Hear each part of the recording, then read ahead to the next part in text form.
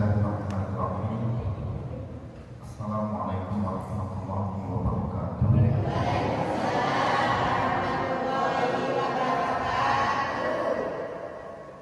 Semangat. Alhamdulillah, alhamdulillahirabbil alamin. Wassalatu wassalamu ala asyrofil anbiya'i wal mursalin wa ala alihi wa ashabihi wa man tabi'ahum bi ihsanin ila yaumiddin, amma ba'd. Bapak Ibu jamaah sekalian yang dirahmati dan dimuliakan Allah Subhanahu wa taala. Alhamdulillah, mari kita bersyukur dengan segala taufik hidayah rahmat rahim yang Allah limpahkan untuk kita semua. Pada kesempatan yang Allah muliakan ini, kita dipertemukan Allah kembali, sama-sama menuntut ilmu, sama-sama mengaji, mengkaji apa yang telah dititipkan Allah dan Rasulnya untuk kita semua sebagai bekal kehidupan yang memuliakan kita. Salawat dan salam semoga selalu tercurahkan kepada Rasulullah Sallallahu Alaihi Wasallam yang menuntut kita, yang menanamkan ketauladanan dan kemuliaan, sehingga kita menjadi hamba-hamba yang selalu dimuliakan dengan tuntunan, dengan syariat yang menyempurnakan kehidupan kita semua. Kita memasuki ayat kedua yang kemarin sudah kita angkat. Ayat yang pertama dari surat Al-Furqan yang kemarin, Tabarakalladzī nazzala al-Furqāna 'alā 'abdihi liyakuna lil-'ālamīna nadhīrā. Ayat yang kedua, A'udzubillahi minasyaitonir rajim. Bismillahirrahmanirrahim. Alladzī lahu mulkus samāwāti wal ardi. Dialah Allah yang miliknya mulkus samāwāti wal ardi, kepemilikan atau kerajaan langit dan bumi. Walam yattakhidh waladan, dan sama sekali Allah tidak menjadikan walad. Walad itu anak. Walam yakun lahu syarikun fil mulk, dan sama sekali Allah itu tidak menjadikan yang menyertainya dalam ciptaan dan kepemilikannya. Wa khalaqa kulla syai'in faqaddarahu taqdira, dan dialah Allah yang menciptakan segala sesuatu, lantas kemudian dialah Allah yang menentukan ketentuannya. Ayat kedua ini mengajarkan kepada kita tentang keterangan ayat yang pertama. Jadi kalau ayat yang pertama menyebutkan dialah Allah yang telah menurunkan Al-Quran, Tabarakalladzī nazzala al-Furqāna 'alā 'abdihi, dialah Allah yang telah menurunkan Al-Quran kepada Muhammad liyakuna lil-'ālamīna nadhīrā, agar Al-Quran ini menjadi sesuatu yang mengingatkan untuk seluruh umat di alam semesta. Pertanyaannya, siapa Allah itu? Ibu-ibu, bapak-bapak, kalau ditanya di mana Allah, ada yang tahu. Mesti Allah itu ada di mana. Tapi ketika kita minta sehat, Allah kasih. Minta rezeki, Allah kasih. Minta tambah pasangan,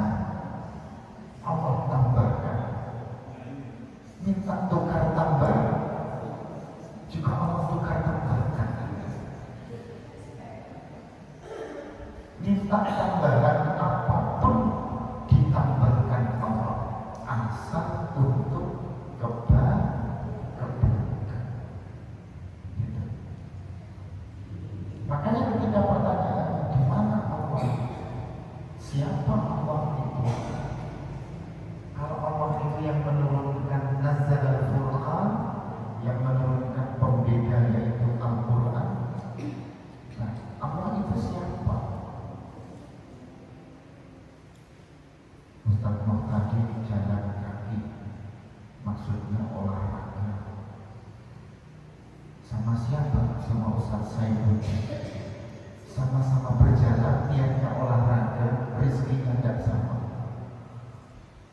Yang satu pulang bawa buku, yang satu pulang tidak bawa apa-apa. Tetapi ketika kita melihat yang memberi dan mendatangkan rezeki itu siapa? Allah. Lalu Allah itu di mana?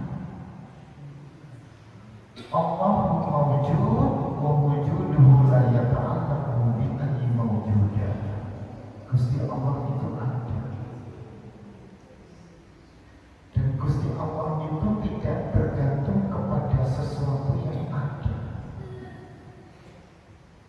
Selama Bapak Ibu niatnya baik dan untuk kebaikan, Allah itu selalu hadir dan ada. Ini ada tanah kosong. Tanah ini diwakafkan. Setelah diwakafkan, mikir di mana bangunnya. Setelah dibangun, kurang. Bagaimana meningkatkannya, mengembangkannya, membaikkan atau membaguskannya. Ya. Setelah jadi masjidnya bagus, namanya masjidnya Al-Hidayah, bingung gimana kegiatannya. Masuk masjid itu dalam sholat malam, tidak ada masjidnya dipakai untuk menuntut ilmu, tidak mengawas ngaji.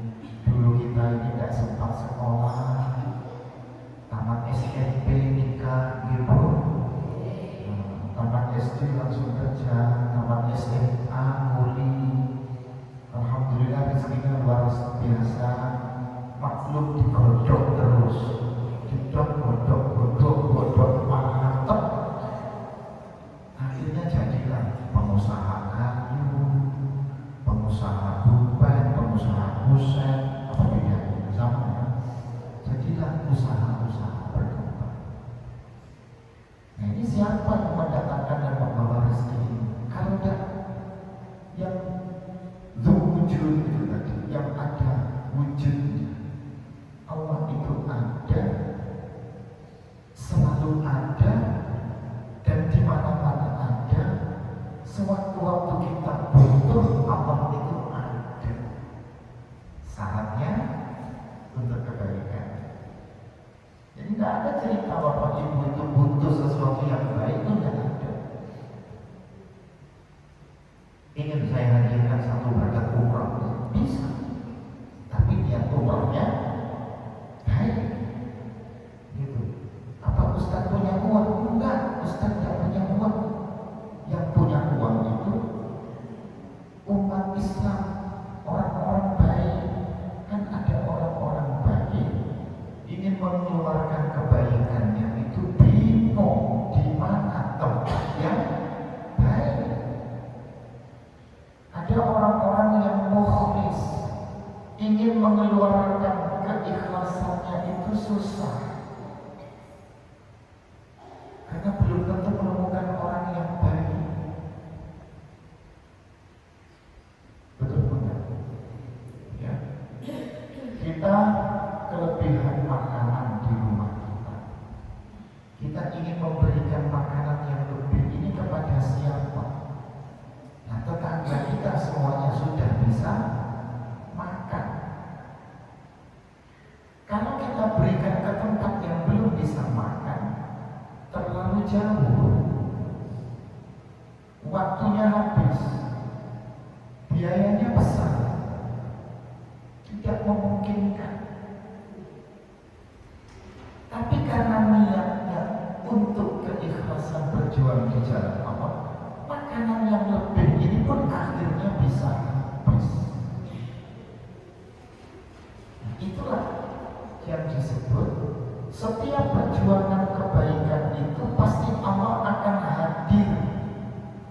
Intan surwaha yang suruhku, bukan yang suruhku, yang suruhku.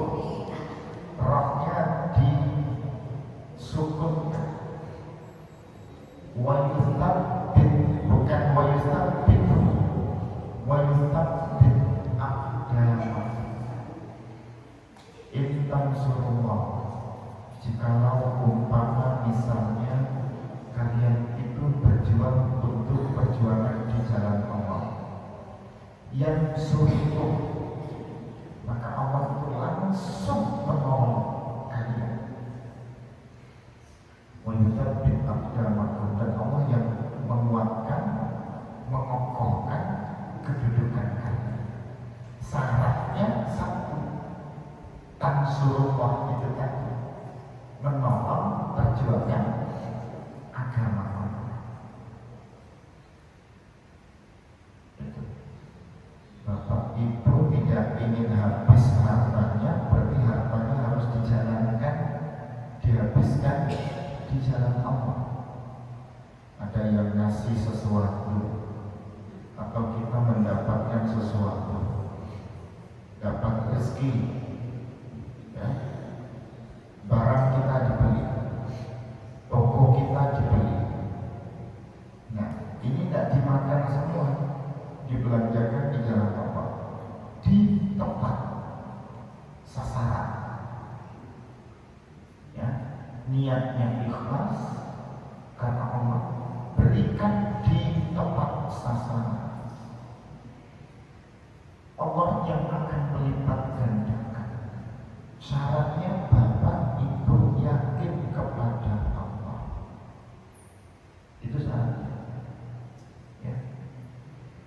Begitu ini dibelanjakan di jalan Allah, Allah itu melipat gandakan. Satu jadi dua, dua jadi empat, empat jadi delapan, delapan jadi 16, 16 jadi 32, 32 jadi 64, 64 jadi terus 128 dari sana. Wallahu yudha'ifu liman yasha' wallahu wasi'un 'alim. Allah yang melipat gandakan untuk siapa? Liman yasha'. Nah, masuklah di makhluk hambanya Allah yang liman yasha' itu, yang dikehendaki. Meskipun kita ini cuma sedekahnya dengan Al-Fatihah, barokah mas Al-Fatihahnya, hanya itu yang bisa, tidak apa-apa. Syukur-syukur bisa sedekahnya itu dengan harta, cuma bisa sedekah dengan doa, tidak apa-apa. Pondok pesantren Lirboyo, pondok pesantren Keputiran, pondok pesantren Darussalam Lontor, ini 3 pondok tua yang sampai hari ini eksis, terkenal, skalanya nasional, bahkan internasional. Itu berdorong, modalnya apa? Cuma bermodal orang tuanya ini dengan doa, sedekahnya itu dengan doa. Ketemu di masyarakat, tukang sapu, orang mau berangkat ke sawah, mau berangkat berkebun, Pak, doakan anakku nanti bisa punya pondok. Doakan si Tole sedang belajar biar nanti bisa punya pondok. Itu terus itu doa. Modalnya tidak ada, uangnya tidak ada.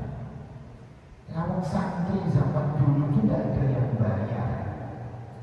Santrinya mondoknya gratis, nek bayar itu untuk makan, untuk makan. Jadi kiai ini, ustaz-ustaz itu tidak dapat apa-apa, cuma dapat barokah. Yang kemarin setelah kita bahas ya, tabarakalladzii nazzala al-furqana 'ala 'abdihi liyakuna lil 'alamin nadhiran. Cuma dicari barokah. Setiap santri datang bawa uang hanya untuk makan.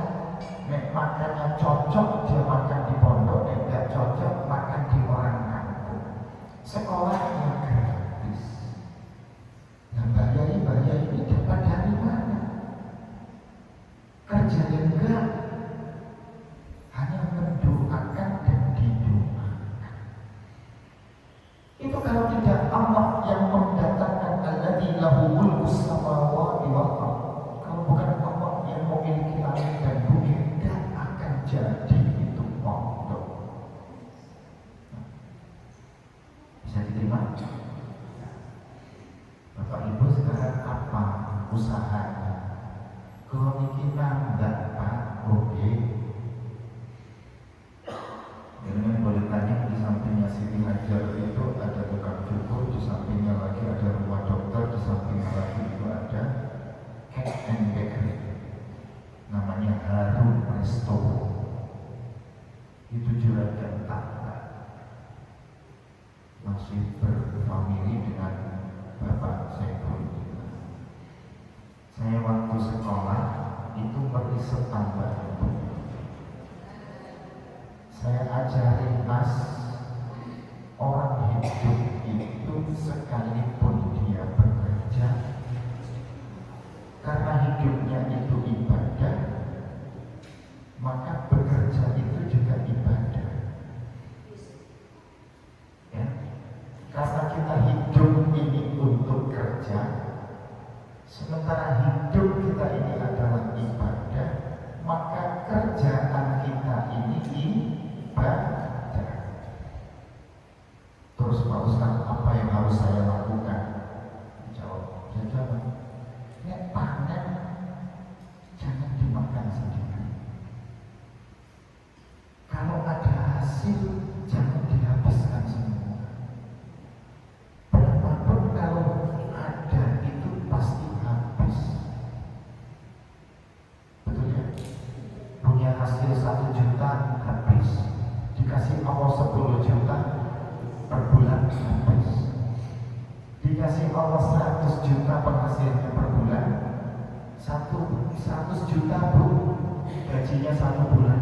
Waktu gajinya 1 juta masih beca di pasar mana itu? Banjir ya, Pasuruan, itu gajinya 1 juta per bulan karena becak di pasar.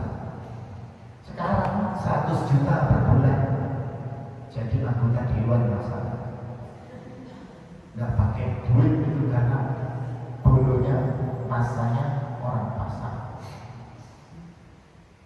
Ditanya, jangan penghasilannya 1 juta dulu cukup kurang Pak Ustaz. Sekarang 100 juta per bulan. Cekap kamu buatan tambah kira. Nah kok sakit? Nah, istighfar kali Pak Ustaz. Tambah kebutuhan, tambah penghasilan, tambah penghasilan, tambah kebun. Kok Ustaz tadi malu-malu gimana? Tambah penghasilan, tambah kebutuhan, berarti tambah keberkahan. Nah, orang hidup itu diminta bekerja. Hidup ini ibadah, kerja ini ibadah. Maka saya bilang, Mas, sampai mau berhasil dalam tambahnya, hasil ini digunakan untuk ibadah. Tebar benur, ya, benur ditebar. Ini ada 1, 2, 3 sampai 9. Ya, sepertiga itu punya beliau, anggaplah 3 petak. Dari 1, 2, 3, 7, 8, 9, 10 ini ludes, tidak ada hasilnya. Yang punyanya beliau itu adem air tambahnya ini. Yang lainnya mati itu. Bibitnya benurnya dari mana? Bantuan pemerintah. Modalnya apa? Zikir, doa. Semua milik Allah, ikhlas kalau diambil oleh Allah, pas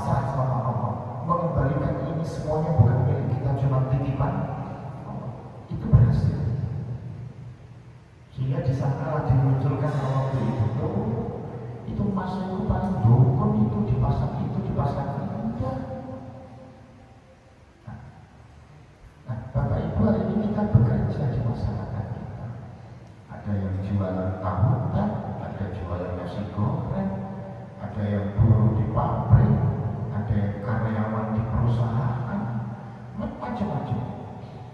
Kalau hidup ini ibadah dan kita saat hidup diminta bekerja, maka yang kita lakukan dalam bekerja itu juga ibadah.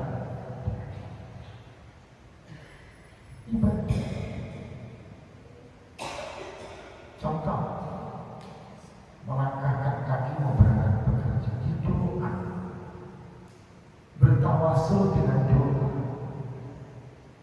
Entah membaca Fatihah, membaca Qul, minimal membaca basmalah. Biar apa? Kita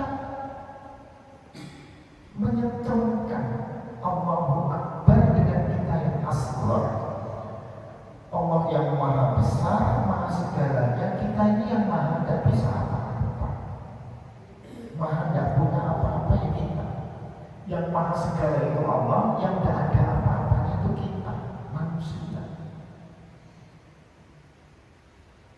Orang kaya seperti apapun, pejabat tinggi kayak apapun, ya.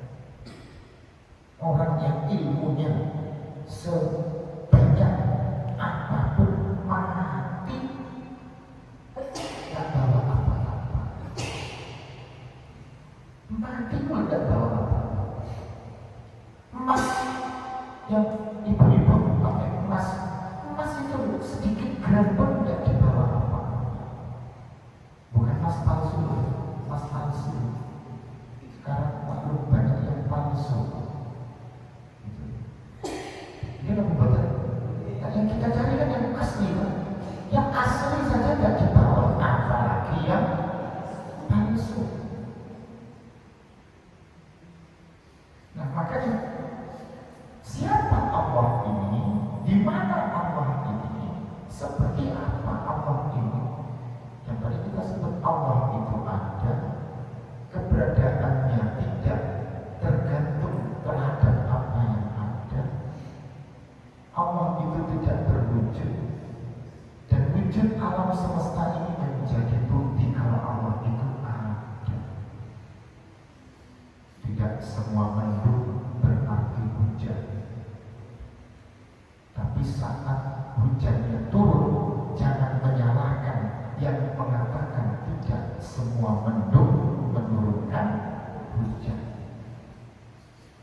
Kata pawang hujan, Pak, insya Allah sore ini tidak hujan. Siapa pawangnya? Pak Yai. Pak Yai Sinten, ketua takmir Masjid Al-Hidayah. Godok, sore ini insya Allah tidak hujan. Misalnya begitu ya. Tapi kalau Allah berkehendak hujan, itu tetap turun hujan. Tidak ada yang bisa menangkan. Itu kuasanya Allah. Nah makanya kita diminta bertauhid, menjalankan hidup ini. Kalau dihubungkan dengan ayat yang pertama, mengambil setiap langkah baik dalam hidup itu kepada Allah. Jadi menggantungkannya ini kepada Allah, bukan kepada siapa-siapa. Di balik suami yang hebat itu istri yang hebat. Saya balikkan, salah. Di balik suami istri yang hebat itu adalah suami istri yang taat kepada Allah SWT. Dan kalau suaminya tidak taat kepada Allah, istrinya hebat, sehebat-hebatnya ibu tetap kehilangan. Bingung bro. Di balik istri yang hebat itu adalah suami yang hebat.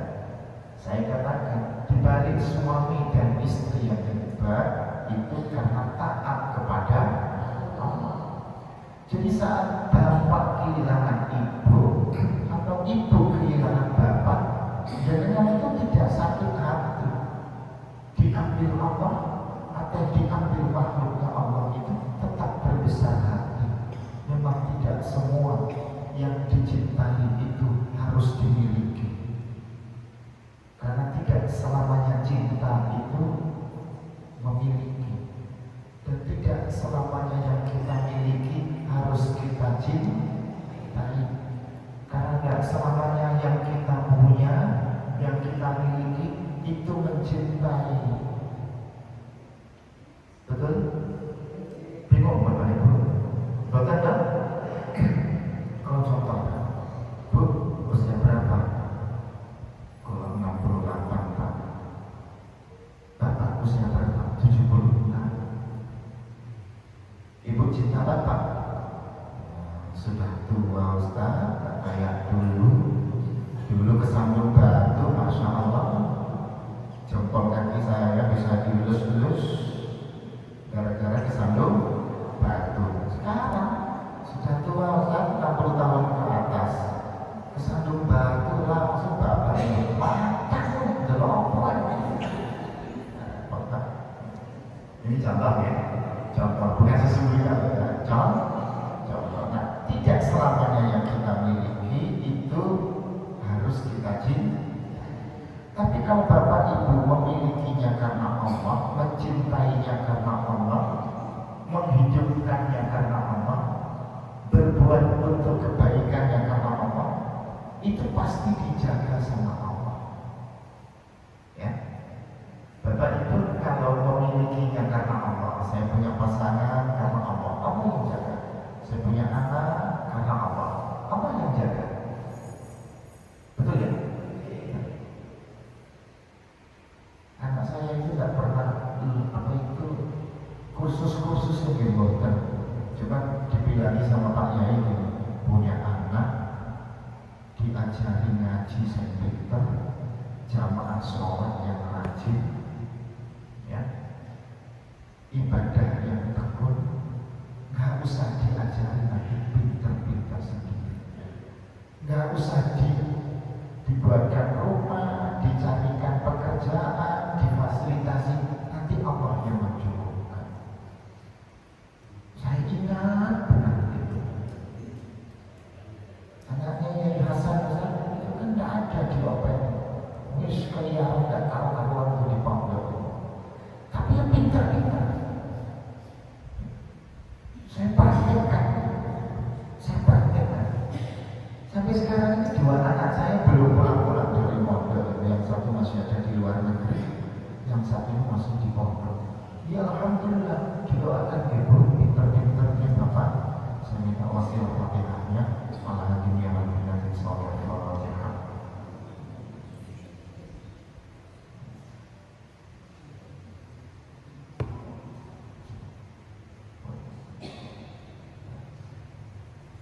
Itu salah satu bukti dan contoh. Ada anak diajar di sekolah yang tinggi-tinggi yang mahal gitu, Masya Allah, masih tetap susah. Dan ini karena kita kebalikannya, alladzi lahu mulkus samawati wal ardh. Walam yattakhidh waladan walam yakul lahu syarikun. Allah itu tidak punya anak dan tidak diperankan seperti qul huwallahu ahad, Allahus samad, lam yalid wa lam yulad. Sebelum lam yalid wa lam yulad, Allah itu tidak beranak dan tidak diperankan. Sebelumnya yang kedua, Allahu as-samad. Allah itu tempat bergantungnya kita. Berarti lam yakul lahu walad, sama sekali tidak dimiliki oleh Allah itu seorang anak. Kalau Allah punya anak, berarti Allah butuh anak. Kalau Allah punya anak, berarti Allah ini pernah menjadi anak. Makanya Allah itu tidak beranak dan tidak diperankan. Allah itu tidak dari anak dan tidak punya anak, berarti tidak membutuhkan anak. Disitulah as-samad. Nah, Bapak Ibu, kita hidup bergantung kepada siapa?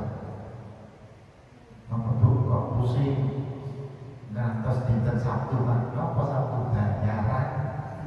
Berarti kita ini enggak bergantung kepada Allah, bergantungnya kepada juragan bayaran. Berarti yakinnya kita dengan qul huwallahu ahad Allahus samad ini belum mantap. Yakinnya kita dengan alladzi lahu mulkus samawati wal ardh ayat kedua tadi belum mantap, belum yakin. Jadi kan masih yakin, masih butuh kepada juragan, kepada atasan, kepada bayaran. Akhirnya kita ini bukan bersandar kepada Allah. Ini tauhid dalam, sangat dalam. Kalau ini bukan untuk ujub ya, wa amma bi ni'mati rabbika hadisnya yang ternikmati Gusti Allah itu maka ungkapkan hadis. Saya ini tidak pernah beli beras, tidak pernah beli gula, tidak pernah beli minyak. Setiap ada orang butuh beras, saya kasih beras. Beras itu datang lagi ke rumah. Jadi setiap memberi kita diberi. Ketika kita bekerja, ya kita dapat hasil gaji. Gaji ini kita berikan kepada orang yang membutuhkan. Nanti didatangkan ada yang memberi. Itulah wa yarzuqhu min haitsu la yahtasib. Itu yang disebut dan dialah Allah yang mendatangkan rezeki. Itulah rezeki. Rezeki itu pemberian yang Allah datangkan dan kita tidak pernah tahu. Nah, alangkah indahnya kalau kita ini hidup seperti itu. Nyimpan beras di rumah habis panen. Berapa kintal beras di rumah? 2 kintal Pak. Untuk apa? Ya nanti kalau panen lagi sampai panen lagi pun berasnya masih ada. Dari mana bro? Dari pasar nopo borong gula. Untuk apa gulanya? Ya tetap di rumah. Gulanya mahal 17.500. Iya bukan? Kok bisa tahu? Minyaknya berapa? Sekian. Akhirnya minyak dan gula di stok di rumah. Nah, menimbun ini sama saja kita menahan rezekinya Allah. Semakin banyak yang kita simpan, semakin banyak yang kita timbun, itu semakin susah Allah untuk ngasih. Karena Allah itu zat yang maha tahu, alimun khabir. Ya. Allah itu wasi'un alim, wasi'un disebut maha luas, itu bermakna al-wus'ah fi rizqihi wa i'ta'ihi. Allah itu maha luas rezekinya dalam setiap pemberian dan apa yang didatangkan. Wasi'un alim, alim itu maha mengetahui. Alimun bidzati sudur dalam tafsir Jalalain. Allah itu zat yang maha tahu apa yang ada di hati hambanya, apa yang menjadi kebutuhan hambanya. Jadi kan butuhnya apa? Duh, SPP anak belum dibayar. Duh, anak butuh kuliah. Duh, beras di rumah habis. Duh, dompetnya tinggal sedikit. Masuk ATM pencet-pencet saldo Anda tidak mencukupi. Nah, ini berarti kita bersyukurnya kepada Allah ini kurang. Allah itu selalu memberikan beban kepada hambanya sesuai dengan kemampuan hambanya. Bapak Ibu baca terus kok ayat ini. Kalau tahlilan ya Bapak Ibu baca ayat ini. Kalau tadarusan ya Bapak Ibu baca ayat ini. La yukallifullahu nafsan illa wus'aha. Sekali-kali Allah itu tidak akan mendapatkan beban. La yukallifullahu nafsan. Allah tidak akan datangkan beban kepada satu jiwa illa us'aha, kecuali jiwa itu, pribadi itu, manusianya itu bisa menyelesaikan bebannya.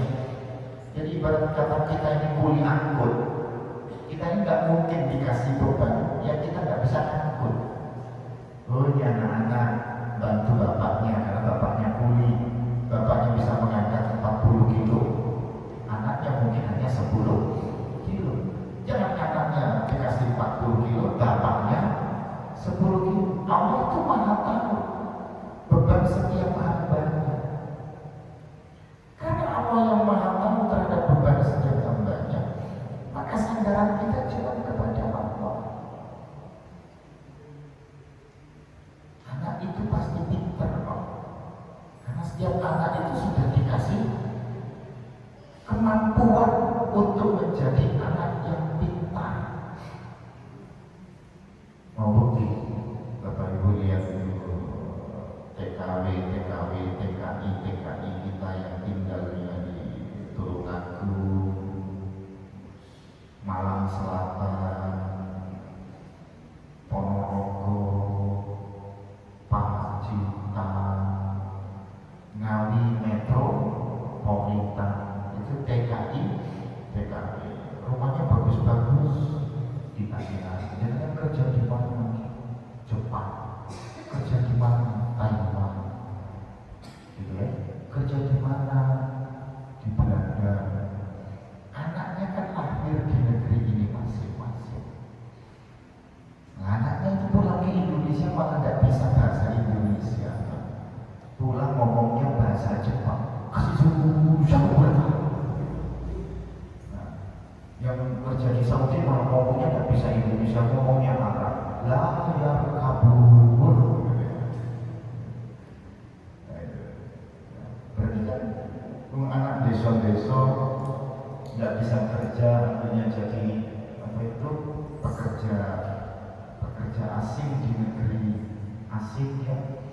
Nah, anak orang Indonesia ya bapaknya Indonesia, emaknya Indonesia, anaknya kok nggak bisa ngomong Indonesia, soalnya teman-temannya ngomongnya Jepang, teman-temannya ngomongnya Belanda, semakin humor. Nah ini, berarti kan anak kita ini aslinya pintar-pintar. Jangan kelamaan digodok, didusuk godok, ya digosok Pak Ibu. Ya, ini nama betul. Nah, anak-anaknya panjenengan ini dikeluarkan dari godok. Kelamaan digodok di sini kematangan, ya kematangan nanti nggak enak, betul nggak? Iya kan? Nah, kalau dia gorengan kematangannya goreng, pisang gorengnya gosong, tempenya dia gosong, yang direbus kematangannya hitam semuanya, sampai tibanya hitam, akhirnya nggak ada daya tarik, nggak bisa putra putri jenengan keluarkan semua. Belajar di Surabaya, belajar di Jakarta, belajar di Yogyakarta, belajar di Bandung. Tapi kalau pulang, jangan suruh kemana-mana. Mulia nang godongan, majukan kampung ini. UMKM-nya besar, jadikan mebel-mebel di kita ini ekspor. Betul nggak? Ekspor ke Jepang, ekspor ke itu. Tidak ada yang dari yang lain kecuali dari Indonesia. Cuma karena kita ini nggak tahu menahu, nggak bisa ngomong Cina, nggak bisa ngomong apa-apa. Yang dibawa ke sana kayunya, balik lagi ke sini barangnya sudah jadi. Padahal sumber daya alamnya dari Indonesia. Sama kayak petani pelaut kita itu. Ikan tongkol itu gelondongan dari sini semuanya berangkat ke sana, pulang-pulang masih Indonesia jadi sarden. Jadi ikan kemasan, begitu ya. Nah, saya punya kenalan itu gaji tripang, kalau usahanya tripang, itu punya kapal, tapi aku punya kapal orang asing.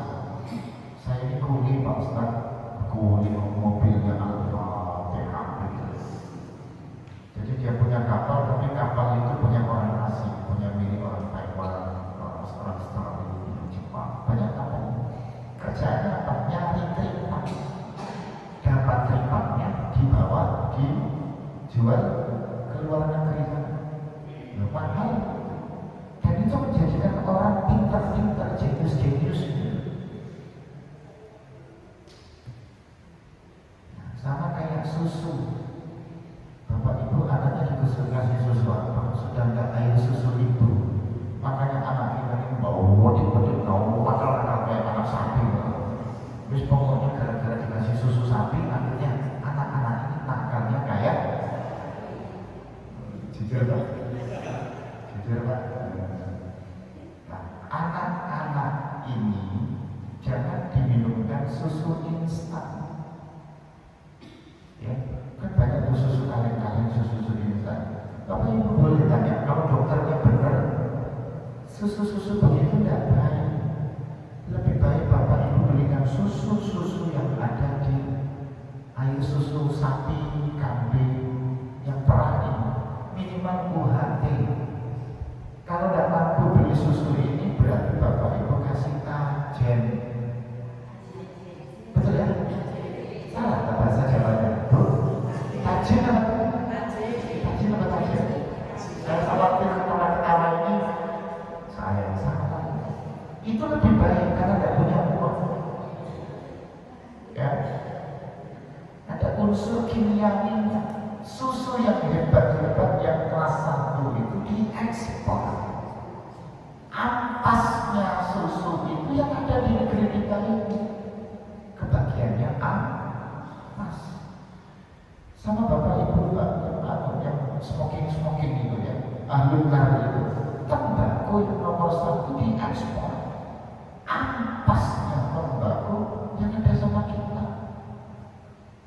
Ya, cengkeh-cengkeh itu, kelopaknya cengkeh itu diekspor karena orang Arab masaknya pakai cengkeh. Ampasnya cengkeh. Cengkeh itu kan debunya saja laku. Debunya itu.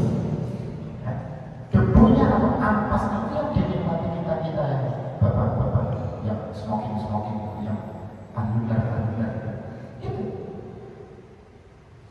Disinilah anak-anak ini ketika kita benar-benar bersandar dan bertauhid kepada Allah, safir tajid ibadah aman tufariku, keluarlah, bermusafirlah, tajid ibadah aman tufariku, engkau akan mendapatkan siapa ganti yang engkau tinggal. Wansab, bekerjalah, berbuatlah, fa'inna ladidal aisyi fil asab, keindahan, kenyamanan dalam bekerja itu yang diinginkan.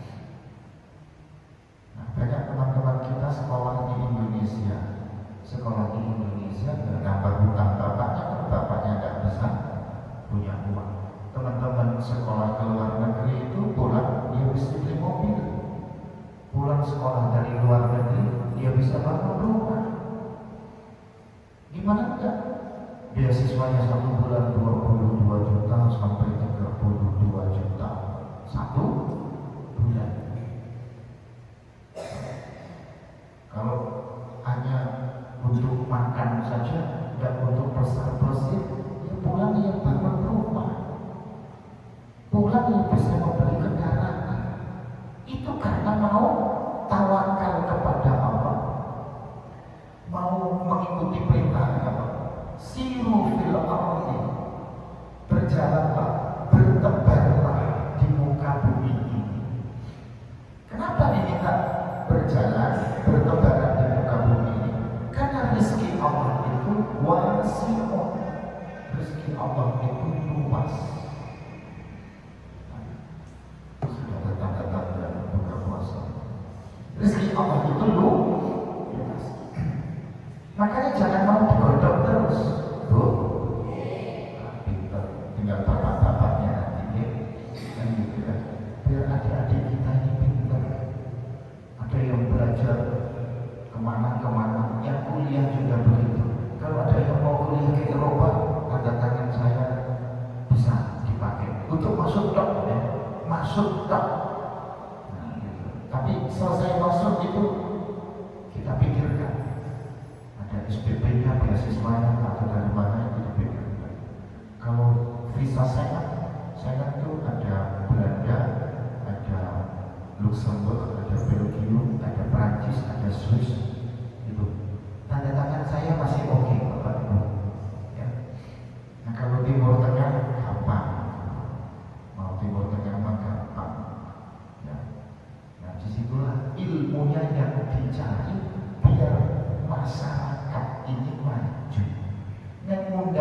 ngaji nggak usah ngundang jauh-jauh. Ustaz Eko diundangi ngaji ini kayak nggak ada ustaz tadi sini gitu. Kayak nggak ada orang yang berilmu kan gitu saya sebutin ya. Ini ngomongkan ini korban ini. Anak dua ini korban belajar nanggung balik gitu. Coba belajar nggak nanggung terus, tapi jangan lupa mulia itu jadi. Ini ngomongkan ya, ngomong yang kalah. Ini putri saya yang sekarang keliling-keliling di Bapak Ibu, bulan November, Oktober kemarin itu. November dia di Filipina, Oktober, Agustus itu ada di Singapura, Malaysia, Thailand. Ini sekarang lagi ada di Malaysia selama 1 bulan. Biayanya dari mana? Biaya Ustaz tak punya duit. Dia cari biaya sendiri. Masih semester 6, baru kuliah 3 tahun. Nah, Bapak Ibu punya putra putri ini kuliahnya 3 tahun. Sekarang ditanya, sudah semester, sudah kuliah 3 tahun. Nah, kuliah di mana? Universitas Muhammadiyah Singapura. Kuliah di mana? Universitas Nahdlatul Ulama. Kuliah di mana? Universitas Muhammadiyah. Nah, bisa apa sekarang? Dia cuma misalnya minta duit saja, minta duit. Nah, ini tawakal anak ini kurang kepada Allah. Yakinnya kita mendidik membiayai anak ini juga kurang. Jadi alladzi mulkus samawati wal ardh ini yang perlu kita tekankan. Ibu kewajibannya cuma masak, ngasih bergizi, bapak cari uang, kasih rezeki. Allah yang memperjalankannya. Bapak Ibu punya adik-beradik berapa? 5 ini ada yang menonjol, rezekinya beda. Yang nomor 1 anaknya cuma 2, nomor 2 anaknya cuma 1, nomor 3 anaknya 7. Dari anak saja beda, padahal bapak ibunya satu. Dari rezeki pendapatan adik-beradik bapak dan ibu tidak sama. Ada yang ekonominya naik, ada yang jatuh. Padahal bapak emaknya sama, tinggalan warisannya pun sama. Sudah joraknya anak putri 2, anak laki-laki 3, dibagi dengan syariat Islam. Laki-laki 2 kali lipat dari perempuan. Dan itu setelah itu diminta keikhlasannya yang laki-laki. Dikasih Mbak Yu biar rata, biar apa-apa. Akhirnya 5 anak ini rata, dapat sama 2. Bapak tinggalkan 10. Terus ojo lagi. Sama. Tapi begitu 10 tahun setelah ayah dan ibu meninggal, sawah yang tersisa dari tinggalan bapak dan ibu itu tak ada, juga tak wujud, juga tak hasil, juga tak tambah, tapi selalu berkurang. Di sini berkahnya hidup kita ada di mana? Di situ penghujung ayat itu Allah menyebutkan wa khalaqa kulla syai'in taqdira. Allah itu menciptakan sesuatu sudah sesuai dengan ukurannya. Jadi nggak ada orang itu diciptakan nggak ada ukurannya. Peci saya ini ukurannya 6. Jangan pakai peci ukuran 3. Jangan pakai yang 9. Karena sudah ada ukurannya. Baju bapak ibu itu L, jangan pakai yang double XL. Kemampuan kita ini pegang uang 1 bulan cuma 5 juta. Jangan dipegangkan uang 50 juta. Nama Bu, kok ribet sekali bajunya.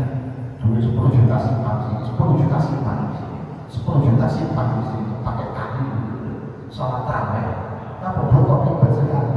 50 juta belum dibawa kemana-mana. Takut disimpan di rumah. Disarankan sama Pak Leknya, yo duitmu jangan dibawa kemana-mana. Karena sebelumnya 5 juta, sekarang dia naikkan derajatnya sama Allah 50 juta per bulan. Disimpan lagi ATM. Kita di ATM bolak-balik takut uang di ATM ini nanti hilang. Nah, Allah itu sudah menciptakan sesuatu itu sesuai dengan ukurannya. Ya, dikasih rezeki sedikit bersyukur, dikasih rezeki yang banyak juga bersyukur, enggak kufur. Ini apa betul? Nah, mari coba di ayat yang kedua ini dalam hidup kita lebih mengunggulkan ya, Allah itu di atas segalanya. Jadi kalau pertanyaannya siapa itu Allah, di mana itu Allah? Oh, ayatnya dari doa terus, tapi kok Allah tidak kabulkan? Karena yang diminta terlalu banyak. Malaikat membawa itu susah. Nah, di sini kalimat khalaqa kulla syai'in faqaddara. Qaddara itu dari kata-kata qadara. Qadara itu bahasa Indonesianya kadar.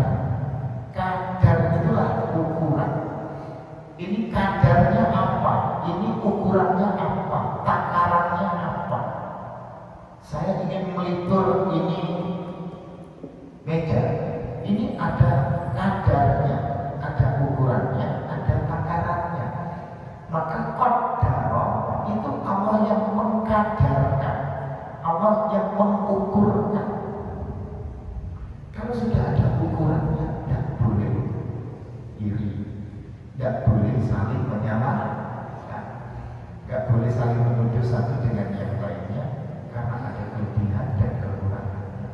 Jadi rezeki itu yang paling penting kita bersyukur saat dibutuhkan ada, saat kita diberi kita memberi. Itu rumusnya.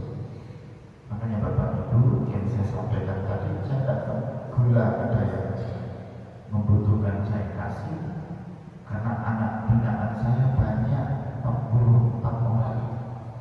Ada yang di rumah takfir, ada yang di daycare, ada yang di preschoolnya, ada yang di SD-nya, pesantrennya yang belum lagi di Jorotundo sana.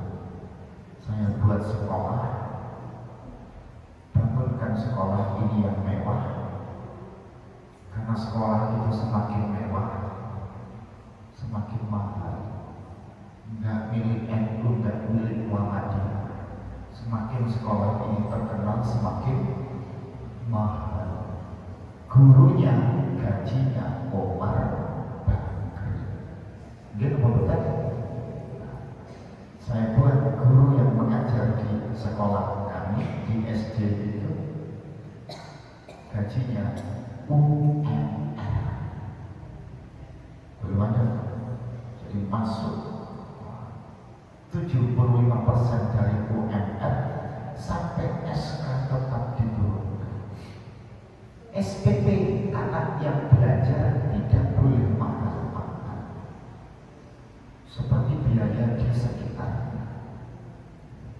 Sekolahnya saya muliakan, full asyik. Kegiatan-kegiatan yang tidak boleh ada pungutan liar, gratis kalau perlu. Kenapa? Karena saya bangun sekolah tidak pakai hutang.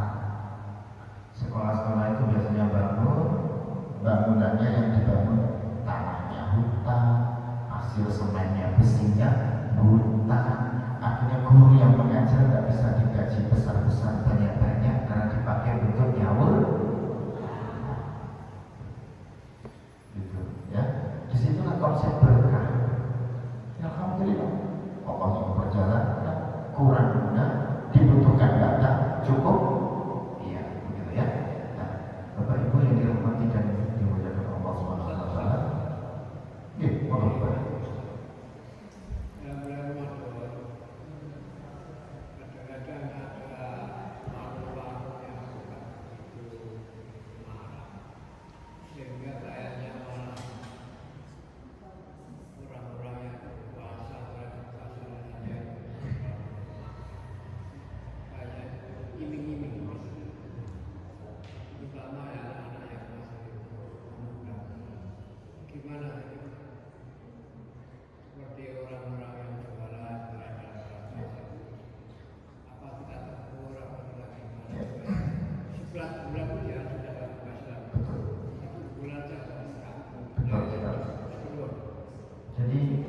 Saya punya kenalan soto daging Madura.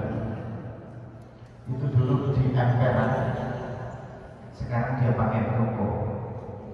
Tapi Ramadan dia tutup. Saat Ramadan pas saya tidak jualan, justru saya memberi masjid-masjid langgar-langgar satu harinya 40 porsi. Jadi dalam 12 bulan dia tidak kerja semuanya, 1 bulan Ramadan itu dia memberi. Gitu. Nah, apa dia rugi? Enggak. Dari pinggir jalan sampai sekarang ada di ruko ya. Gitu. Itu salah satu contoh. Ya, sama kayak yang dagang sapi. Kalau orang itu ambil untung saat hari besar Idul Adha, dia enggak. Saat Idul Adha, Idul Adha itu kalau ada masjid punya duit 30 juta, sapinya berapa? 28 kasih. Sapinya berapa nih? 33 gitu ya. 33 juta. Masjid cuma punya duit 31 juga. Dia nggak ambil itu. Tapi di luar bulan Ramadan dia ambil itu. Ya. Buktinya eksis kirim ke Jakarta. Nah, bagaimana kita menyikapi seperti ini? Dikasih tahu, Mas, sampai yang masuk buka warung itu terus-terusan. Ada yang berpuasa, ada yang tidak berpuasa. Maka secara tidak langsung menghargai yang berpuasa. Alangkah baiknya, alangkah indahnya memang tidak bekerja.